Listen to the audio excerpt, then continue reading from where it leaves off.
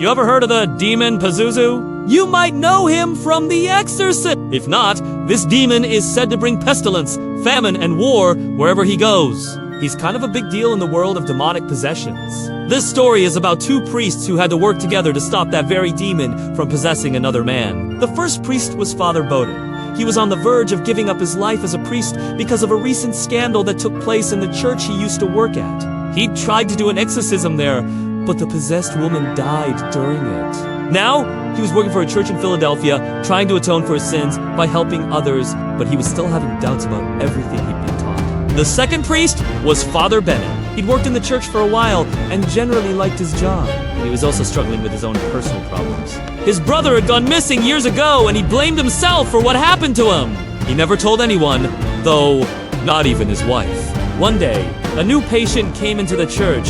His name was David, and he was showing signs of being possessed. Father Bonaventure wanted to help him, but he needed an experienced priest to help him. So he called Father Bennett. At first, Father Bennett wanted to turn down the offer. He didn't want to be reminded of his failures, but he knew he couldn't say no. While preparing for the ceremony, Father Bowden asked Father Bonnet why he became a priest. Bonnet said it was because he had a calling. Bowden replied, I became a priest because I had nothing else to do. I grew up in a seminary. It was the only home I knew. I wasn't cut out for this, Bennett. I never had faith like you. For me, it's always been a job. I don't believe in any of it. Bennett was taken aback by this, but he didn't press further. He just kept doing what he had to do. Before the ceremony began, the two priests said a prayer. Bowden looked down at the cross necklace he was wearing and said, I hope you're real. I really need your help tonight. After the prayer, they went into the room where the possessed man was waiting for them. As the exorcism started, Bowden sprinkled holy water around the room. David was strapped to a chair and couldn't move. Bowden started reading from the Bible, but then David started speaking in a different voice. Why have you come? I am the master. Here, priest. This house has many mansions, but you are not welcome here. Leave, or I will make you leave. Bowden wasn't scared, at least not at first. He was more curious than anything. He'd never seen a possessed person before. After a few minutes, the demon spoke again. Who are you? How dare you enter my home? Get out while you can! Bowden stopped reading and turned to Bennett. He mouthed. What did he say? Bennett shook his head and mouthed back.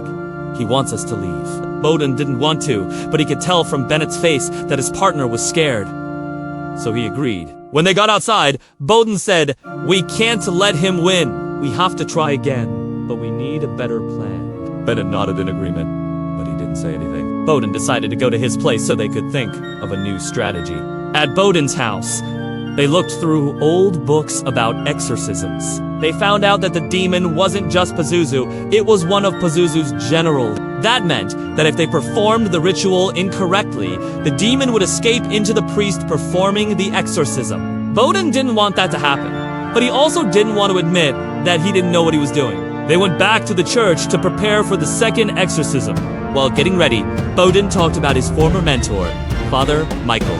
He said, He taught me how to read the signs, how to react. He gave me all the knowledge I had. Unfortunately, I wasn't able to save him.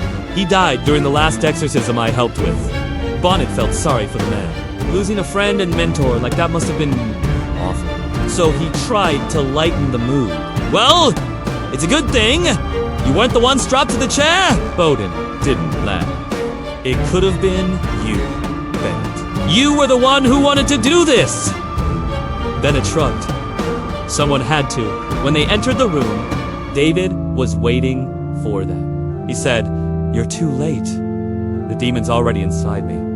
It's too late to save me. Bowden and Bennett exchanged glances and then turned back to David. It's never too late, Bowden said. Bennett wasn't so sure about that, but he didn't say anything. The exorcism started!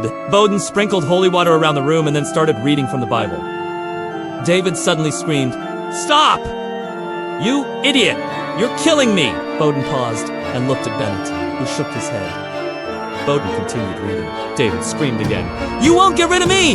That is, even if you kill this vessel, I will be reborn.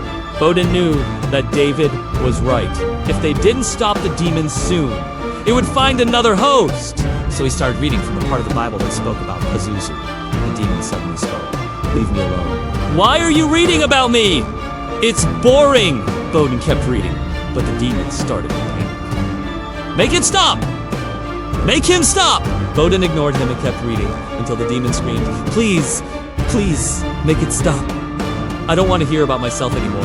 When the passage was finished, Bowden said, Now I command you, spirit, to leave this body in the name of Jesus Christ.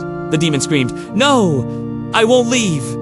I won't go! Suddenly, David's eyes rolled back and he fainted. Bowden and Bennett looked at each other and then back at David. They both knew that the demon hadn't left. It had become dormant, but it was still in there.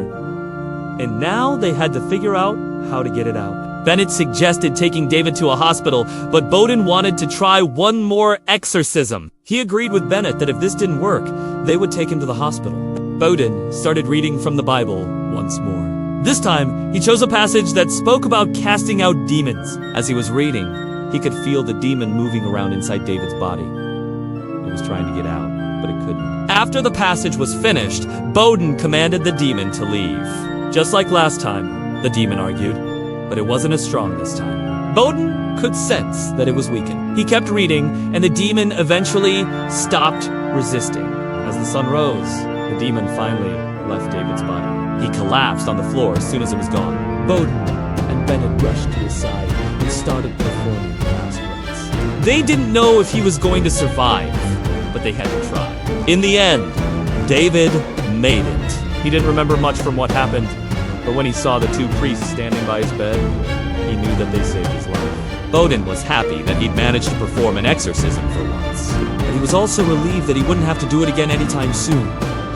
Bennett felt the same way. He didn't enjoy performing exorcisms either, but there was something else on his mind. He thought about his brother and realized that he'd never given up on him. Not really. He still hoped that he'd show up someday. With that thought in mind, he decided to visit a church in the city. Maybe there was someone there who knew his brother, or maybe he'd show up there. Before he left, he thanked Bowden for his help. I wouldn't have been able to do it without you, Bowden replied. He really meant that. Without Bennett's help, he would have messed up the exorcism. They both knew that. Bennett smiled sadly. Thanks, Bowden. Then he left the room.